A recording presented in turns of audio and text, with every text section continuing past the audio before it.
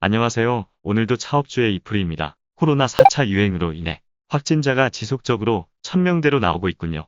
아무쪼록 하루빨리 진정되고 또 백신 보급도 확대되기를 바라면서 이번 주도 기업 분석을 시작해 보겠습니다. 오늘 다룰 기업은 코스닥 상장사 M2I입니다. 현재 시가총액은 1671억입니다. 그러면 오늘도 다트로 출석 체크해야겠죠? 먼저 무상증자 공시가 보이네요. M2I가 기존 주식만큼 신주를 발행하는 1:1 무상증자를 했었군요. 무상증자로 인해 주식수가 2배로 증가하니 자본금이 2배로 증가하게 될 테고, 이러한 신주의 재원은 주식 발행 초과금으로 사용한다고 나와 있죠. 이건 재무제표에서 다시 보면 되겠고, 이후 권리락 공시가 있는데 무상증자는 권리락 실시일에 맞게 주가가 조정되죠. 1:1 무증이므로 권리락 실시일 전날 종가의 1을 나눈 1950원이 기준가가 되어 3월 3일에 주가가 변경된 것을 볼 수 있네요. 총 주식수에 변동이 생겼으므로 M2I의 최대 주주인 코메스 2018-1M&A 투자조합이 주식수에도 변동이 생겼겠죠. 따라서 공시가 발생했습니다. 무상신주 취득으로 주식수가 2배로 늘어났고 총 주식수도 증가했으므로 지분율은 그대로인 것을 알 수 있죠. 주주총회 관련 공시도 있으나 특별하게 다룰 것은 없고, 마찬가지로 감사보고서도 있으나 M2I는 거래소 퇴출 규정과 관련해서 전혀 문제되는 기업이 아니니 넘어가도 무방하겠습니다. 매출액 손익 구조 변동 공시도 보이는데 M2I의 20년 실적이 19년 대비 크게 증가했군요. 매출과 이익 모든 부분에서 성장했습니다. 회사는 이러한 실적 성장의 이유로 경쟁우위 확보 및 영업활동 강화를 들었고, 동시에 지속적인 비용 절감으로 이익을 확대했다고 밝혔네요. 보고서에서 살펴봐야겠지만 좋아 보이는군요. 배당 공시도 있는데 보통주 1주당 500원을 지급하여 총 42억 원 가량의 자금을 배당금으로 지급했었네요. 잠시 M2I의 과거 배당 이력을 봐보면 주당 순이익에 따라서 배당을 확대하고 있네요. 그러나 유독 18년 사업에 대한 배당은 1주당 46,392원 지급으로 확연한 차이가 나는군요. 왜 그랬을까요? 이 부분도 좀 더 살펴보면 알 수 있겠죠. 다음 페이지로 가서 공시를 더 봐보면 경영환경 개선을 위해 소재지 변경을 했었음을 알 수 있고, 투자 설명서와 증권 신고서가 있는 것을 보니 M2I 또한 상장한 지 얼마 안 된 기업인가 보군요. 증권 신고서를 봐보면 M2I가 15,600건의 공모가로 333만 5천주의 보통주를 발행하여 520억가량의 공모자금을 조달하는 상장을 추진했음을 알 수 있습니다. 이 중에는 구주 매출이 포함되어 있네요. 최대 주주인 코메스 투자조합이 보유하고 있던 주식 중에서 250만 주를 공모주로 하여 구주 매출이 발생했고, 코메스 투자조합의 나머지 보유 주식인 483만 3,334주는 상장일로부터 24개월 보호해수가 되었으니 22년 7월 28일까지는 매매가 금지되겠네요. 따라서 M2I의 IPO를 통해서 최대 주주인 코메스 투자조합은 390억 원을 챙기게 되었고, M2I는 135억가량을 조달하게 되었습니다. 따라서 M2I의 상장으로 추가된 신주는 상장 주선인인 미래에셋대우의 의무인 수분을 포함하여 89만 9,100이 주였던 것을 알 수 있습니다. M2I는 상장으로 조달하게 되는 135억을 이렇게 활용한다고 밝혔습니다. 여기서 시설자금 30억은 신사옥에 쓰이네요. 과거부터 신사옥 건축을 해왔고, 그래서 최근 소재지를 변경했던 것이군요. 이번에 상장으로 조달한 30억을 투입하고도 앞으로 미지급한 75.8억을 추가로 투입해야 하니 알아두어야겠죠. 또 운영자금 60억은 원자재 매입에 쓰이네요. 재고자산 규모와 손익규모가 커질 수 있는 부분이겠습니다. 그리고 기타 45억은 연구개발과 인증 및 마케팅에 쓰이는 것을 알 수 있습니다. 상장 공모자금을 알차게 쓰려는 것 같군요. 자, 그러면 1분기 보고서를 봐볼까요? M2I는 1999년에 설립되었습니다. 과거 LG산전 제어기기 연구소에서 분사된 것이죠. M2I로 거래되지만 사명은 M2I 코퍼레이션이네요. 소재지는 앞서 봤듯이 평촌 신사옥 주소로 나와 있고, 상장은 2020년 7월 29일에 했으니 이제 1주년이네요. 그리고 종속회사도 없고 관계사도 없군요. 깔끔한 구조네요. 총 주식수를 보면 보통주로만 1679만 8204주가 있네요. 상장 이후에 무상증자를 했기에 총 주식수가 이렇게 되었죠. 지분을 살펴보면 코메스 2018-1 M&A 투자조합이 최대 주주로서 57.5%의 지분을 가지고 있습니다. 최근 무상증자를 했으니 주식수는 증가했죠. 최대 주주인 코메스 2018- 1M&A 투자조합은 타임폴리오 자산운용에서 많은 출자를 했지만 코메스 인베스트먼트가 결성한 펀드입니다. M2I는 벤처캐피탈인 코메스 인베스트먼트가 경영권을 인수하여 VC가 최대 주주로 증시에 입성한 최초의 기업입니다. 코메스 인베스트먼트가 결성한 투자조합은 2018년 10월에 M2I의 최대 주주가 되었네요. 기존 최대 주주이던 김정렬 대표님은 이제 의결권이 있는 주식은 없지만 상근직으로 경영을 총괄하고 계시는 것을 알 수 있죠. 그러면 M2I가 어떠한 변화를 거쳤는지 안 보고 갈 수가 없죠. 한번 봐볼까요? 최초 M2I의 총주식은 12만 주였고 김정렬 대표님을 최대 주주로 이렇게 구성되어 있었습니다. 참고로 2017년에 M2I 실적은 매출 234억, 영인 60억, 순이익은 52억이었죠. 그러나 순이익이 나던 M2I는 500억의 이러한 알짜 회사의 매각을 추진했습니다. 창업자분들의 연세가 많으신 까닭이었을까요? 이러한 매물이 나오니 코메스 인베스트먼트는 M2I의 경영권을 인수하기 위해서 500억 규모로 코메스 2018-1M&A 투자조합을 결성했고 M2I의 구주를 전량 인수하며 100% 지분을 가지게 되었습니다. 앞서 18년 사업에 대해 19년에 지급한 배당이 컸던 것을 봤었죠. 그것은 코메스 투자조합이 순이익을 내는 알짜 회사에 투자하여 지분 100%를 가지게 되었기에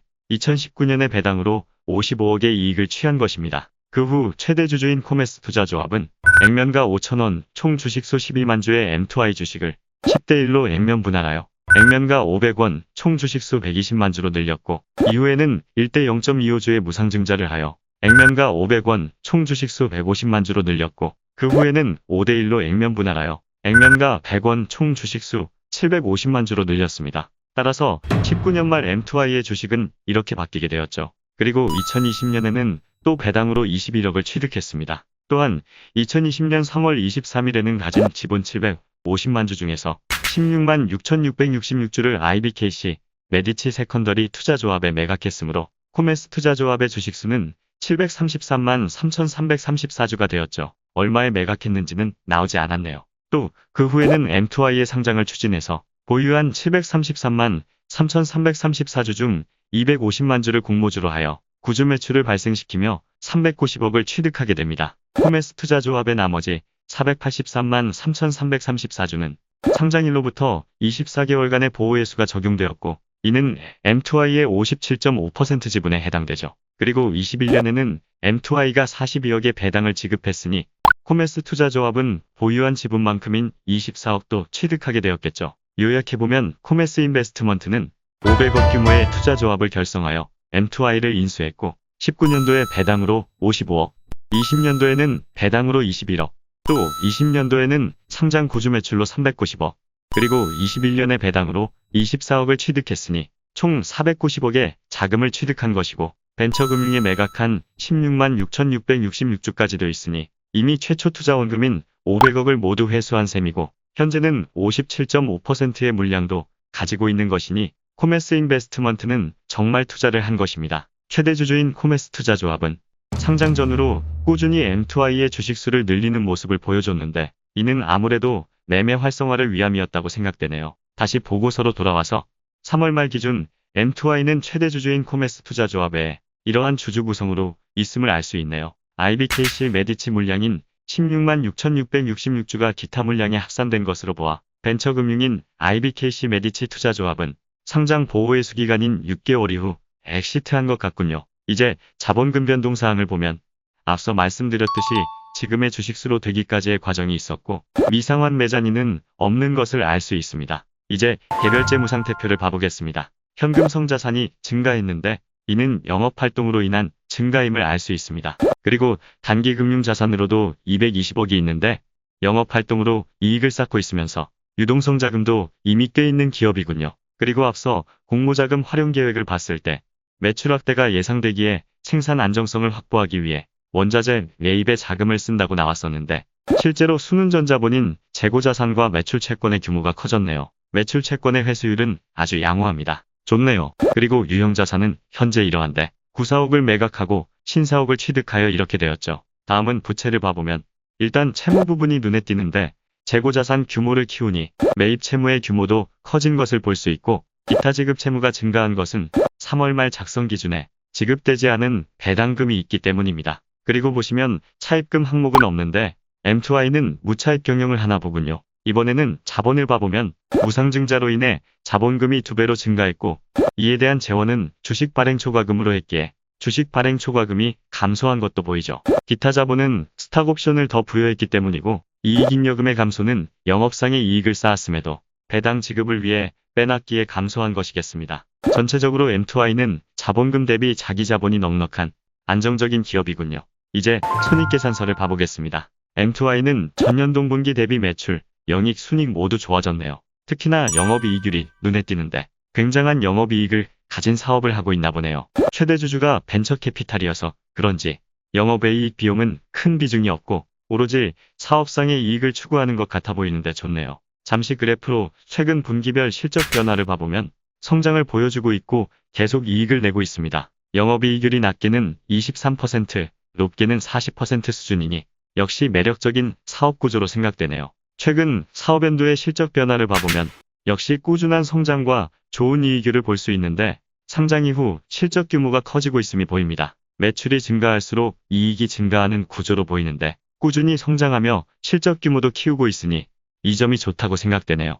어떠한 사업을 하길래 이러한 실적 변화를 가졌던 것인지 한번 사업을 살펴보겠습니다. M2I의 제품은 크게 두 가지로 분류해 놨군요. M2I의 제품들은 스마트 팩토리 구축에 필요한 하드웨어와 소프트웨어로 보시면 되겠습니다. 스마트 HMI는 생산 공정의 다양한 산업용 제어기기들과 연결되어 모니터링하고 제어할 수 있는 터치가 가능한 디스플레이 패널 형태의 제품입니다. 이것의 조작을 통해 현장 기기들의 제어를 수행할 수 있죠. 그리고 스마트 SCADA, 현장에 HMI와 데이터베이스가 연동되고 또 클라우드 및 ERP와도 연동이 가능한 시스템으로서 원격으로 생산 현장에서 발생하는 데이터들을 분석 수집 처리하는 소프트웨어 제품입니다. 소프트웨어 제품 외에도 이 소프트웨어를 탑재한 PC 제품도 있고요. 스마트 팩토리 솔루션은 이렇게 HMI와 SCADA를 통해서 최하위인 생산 현장에서 발생되는 데이터를 최상위인 클라우드 및 ERP까지 원활한 데이터 흐름을 가질 수 있도록 연결해주는 것이죠. M2I는 특히 스마트 HMI 쪽에서 경쟁력을 가지고 있습니다. 계속해서 소프트웨어 제품군의 확대를 하려 하지만 아직까지 매출 비중은 HMI가 절대적으로 높네요. 이러한 M2I의 제품들은 삼성, SK하이닉스의 반도체 공정에 사용하는 장비를 공급하는 장비 업체들이 주요 고객처이고 그 외로도 2차 전지, 디스플레이, 자동차 산업에도 공급을 확대하려 하고 있습니다. 아직은 반도체 산업향 매출이 큰 부분을 차지하네요. 이렇게 생산 현장과 클라우드 및 ERP를 연결하는 스마트 팩토리 시스템의 구축은 기업들의 생산성 향상, 원가 절감, 수율 개선에 효과가 있기에 국내외로 스마트 팩토리 구축에 대한 수요가 증가하고 있습니다. 따라서 성장성이 좋은 산업임을 알 수 있죠. 그러다 보니 국내외 경쟁사들이 많지만 M2I는 HMI가 현장에서 다양한 산업용 제어기기와 연동되게 하고 또 SCADA는 자체 데이터베이스도 탑재했지만 다양한 외부 데이터베이스에도 공유할 수 있게 하는 이러한 범용성이 M2I의 강점으로 작용하기에 다양한 기업, 다양한 산업에도 공급을 확대할 수 있고 또 고객사들의 구축 비용도 줄일 수 있는 그러한 전략을 가지고 있는 기업입니다. 꾸준히 이러한 M2I의 제품 생산 가동률이 증가하니 작년에 생산 능력을 상향 조정했었던 것이 보이네요. 자, 그러면 이쯤 할까요? 이프리의 요약 시간입니다.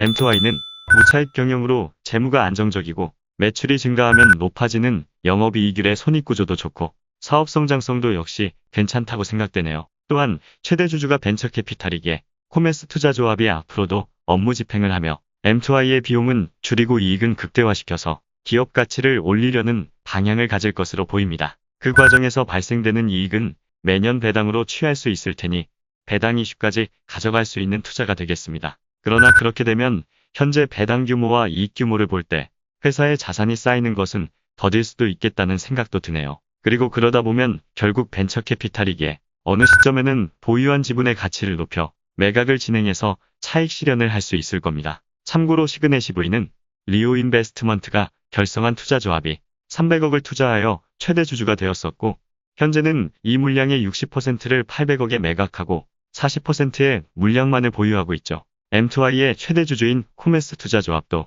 최종적으로는 그런 그림을 그릴 수 있을 겁니다. 그러나 그렇게 되기 위해서는 반드시 코메스 투자조합을 충족시킬 수 있는 인수자가 나타나야 합니다. 따라서 이 부분은 시간이 얼마나 걸릴지 알 수 없죠. 요약 내용을 장단점으로 나눠보자면 이렇게 되겠고, 전체적으로 M2I도 안정적인 기업이라 생각되네요. 자, 오늘도 이렇게 기업 분석을 해봤습니다. 너무너무 더운 날씨가 이어지고 있네요. 올해 여름은 18년 여름처럼 무더울 거라고도 하는데요. 때때로 시원한 장소에 잘 피신하셔서 이번 여름도 건강히 잘 이겨내보자고요. 오늘도 차트 없는 주식 투자였습니다. 감사합니다.